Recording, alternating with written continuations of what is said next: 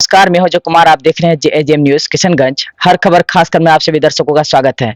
अभी जो हम जिस क्षेत्र में हैं उस क्षेत्र का नाम है महनगांव और हमारे पास जो बैठे हैं यह है पूर्व प्रत्याशी जिला परिषद के पूर्व प्रत्याशी मोहम्मद मंसूर आलम और ये किशनगंज के कॉमर्स वर्ल्ड नाम के एक कोचिंग सेंटर भी चलाते हैं और एक अध्यापक भी हैं। आइए इनसे जुड़ते हैं, इनसे बातें करते हैं लोकसभा चुनाव को लेकर के और ग्रामीण क्षेत्रों के विकास को लेकर के, और भी बहुत सारे सवाल जवाब होंगे इस वीडियो के माध्यम में। आप लोग बने रहिए हम लोग के साथ। तो सबसे पहले तो सर आपका स्वागत है हमारे चैनल पे। जी हाँ, बहुत बहुत धन्यवाद आपका न्यूज चैनल JAGM का, और आप लोगों ने अपने कीमती समय निकालकर मेरे घर पर पहुंचे, इसके लिए मैं आप लोगों का बहुत बहुत शुक्रगुजार हूं। धन्यवाद। सर ये सवाल ये है कि अभी बगल में जो है लोकसभा चुनाव है ठीक। और जो है MP के रूप में भी हर MP जो है हर एक जो दावा कर रहे हैं टिकट का, तो इस क्षेत्र में सर क्या लग रहा है कि इस क्षेत्र में जो है सबसे अच्छा विकास कौन किया है और आपके विचार से किसको इस बार आना चाहिए MP के रूप में? देखिए, सवाल जब MP की आती है, MP बनना ना बनना ये एक अलग मसला है। कौन आएंगे, कौन ज्यादा प्रबल दावेदार हैं, ये तो लोगों की चॉइस पे डिपेंड करेगी और जो समीकरण बनेगी पार्टी की राजनीति का उस पर निर्णय होगा। लेकिन जहां तक सवाल काम करने की, विकास करने की है, तो आप सब जानते हैं कि किशनगंज जिला में जो उम्मीदें, जो expectation of the development work था, वो आज तक पूरा नहीं हुआ और उम्मीद पर कोई भी खड़े नहीं उतरे, चाहे कितने भी पूर्व हमारे सांसद रह गए हो और खासतौर पर मौजूदा सांसद भी। और अगर मैं अपने क्षेत्र महनगांव की बात करूं तो अब आप देख रहे हैं जहां मैं और आप अभी बैठा हुआ हूं, जस्ट इससे 1 किलोमीटर दूर एक महानंदा नदी आती है जी। और ये नदी 1 किलोमीटर नहीं, आज से 15 साल 20 साल पहले ये 15-20 किलोमीटर दूर हुआ करता था, 10 किलोमीटर दूर हुआ करता था। लेकिन आज ये नदी कटाव होते होते ऐसा हो गया कि इस महनगांव दौला पंचायत, पिछला पंचायत और कुछ चकला पंचायत के भागों को ऐसा विनाश के रूप में बर्बाद किया है कि हम और आप सोचेंगे, देखेंगे तो हमारी रूह कांप उठेगी। लेकिन हर नेता ने जो वायदे किए कि मैं इस बांध के लिए, कटाव के लिए संघर्ष करूंगा, लड़ाई लड़ूंगा, वो सभी वायदे झूठे निकले। और हमारे जो मौजूदा विधानसभा, हमारे जो मौजूदा लोकसभा सांसद डॉक्टर जावेद साहब हैं, पर्सनल टीका टिप्पणी तो नहीं करनी चाहिए, अच्छा भी नहीं लगता, लेकिन मजबूरी ये है कि इन्होंने भी सांसद बनने के बाद वादे तो किए थे कि इस बांध पे काम करूंगा, लेकिन दुख इस बात का है कि आज तक इन्होंने इस क्षेत्र में कदम तक नहीं रखा, पैर तक नहीं रखा।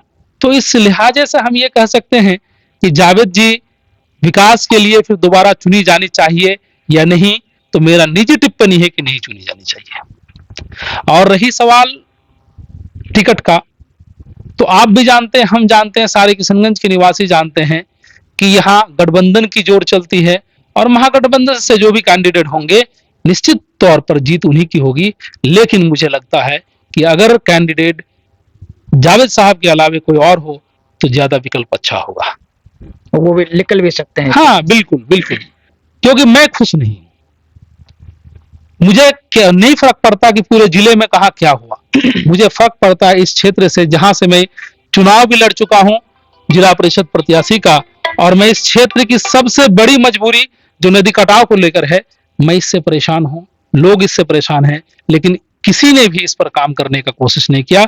और हमारा क्षेत्र का सांसद होने के नाते कम से कम उनकी इतनी जिम्मेदारी होती थी कि एक बार इसका निरीक्षण भी करे, आज तक वो निरीक्षण भी नहीं किया। तो आने वाला वक्त बताएगा कि सांसद किसको चुना जाए, कौन फेस होंगे, लेकिन बेहतर होगा कि महागठबंधन से कोई अदर कैंडिडेट होने से ज्यादा प्रबल दावेदार माने जाएंगे। चलिए सर, कुछ और दूसरे सवाल करते हैं आपसे ही निजी, जो कुछ आपके ही सवाल करते हैं कि आप जो है कुछ साल पहले जैसे जिला परिषद के टिकट लेकर के आप जो है खड़े उतरे। बिल्कुल।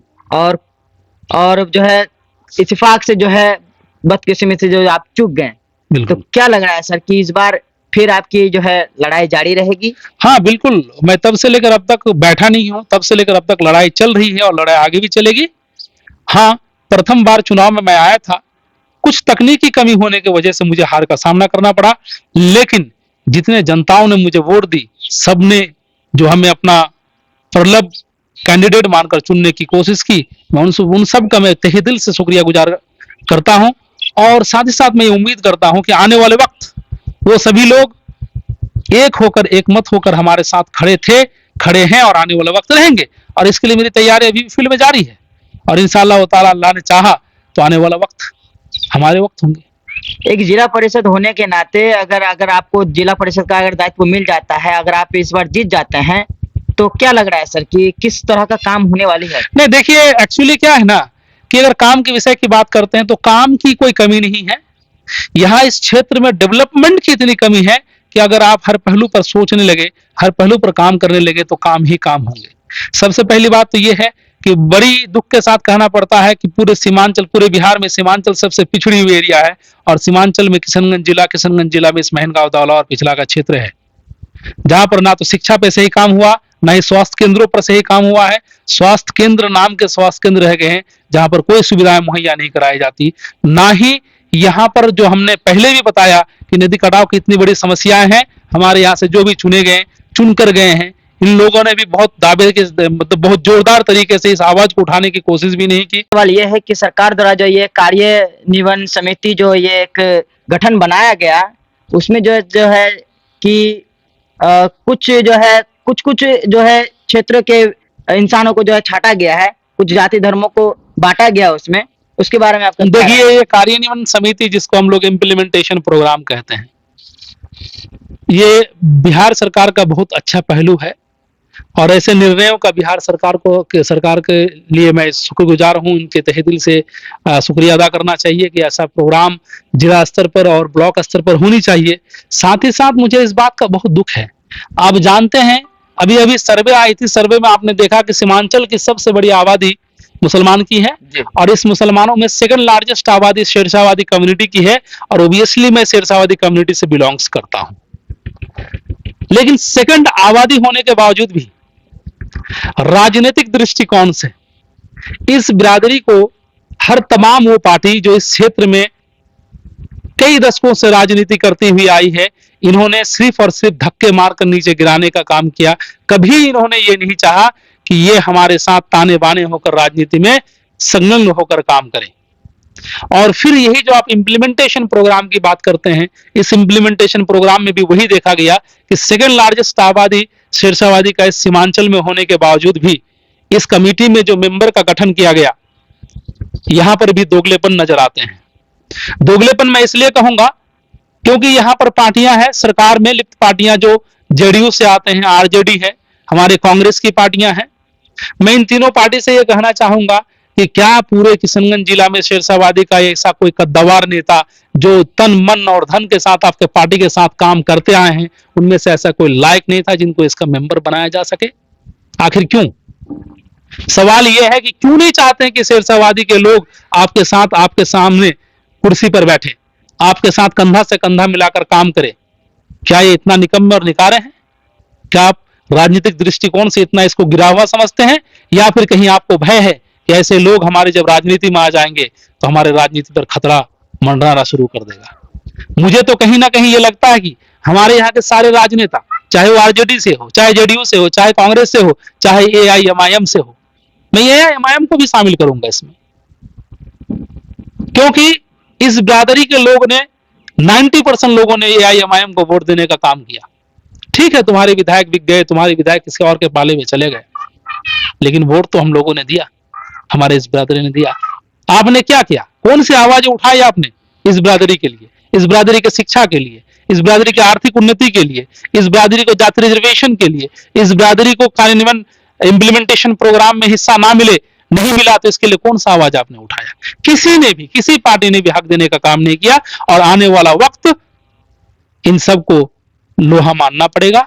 जिस दिन ये बिरादरी एक हो जाएगी, उस दिन ये समझ लीजिए कि सांसद वही बनेंगे जो ये बिरादरी चाहेंगे।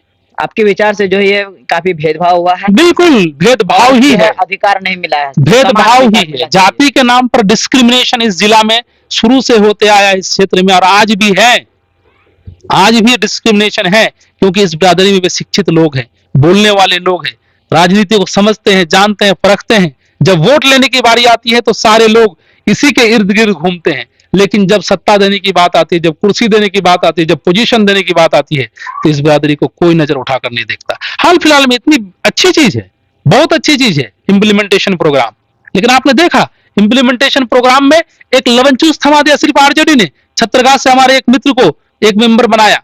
जी। इतने सारे मेंबर में हमारे परसेंटेज देख लीजिए आबादी के हिसाब से, ये बननी चाहिए थी लेकिन नहीं बनी, ये दुख की बात है। लेकिन इन सभी पार्टी को आने वाले वक्त इस बात का एहसास हो जाएगा, जो गलती ये लोगों ने करते आया है, इस गलती का एहसास तो अब हो जाएगा।